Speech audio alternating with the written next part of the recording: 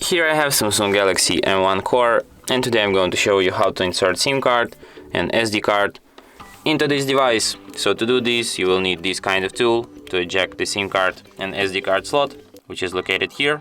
So just put the tool next to the hole, inside the hole next to the slot. Here you have this giant slot.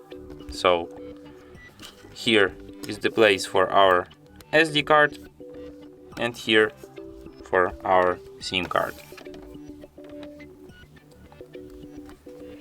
And then just put it back into the device, just like this. Whoop. And as you can see, it immediately requires the PIN code to my SIM card, which is to prove that SIM card is read. So let's enter it. And as you could see, there also was a notification that SD card found, which is the proof that SD card is also read, but I accidentally declined it immediately, so I just have to go to settings, then to the smart manager, storage, and as you can see, now I have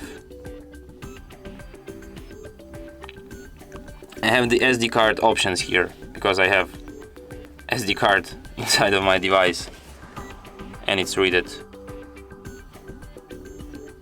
Here is my SD card. And that's it. Thanks for watching.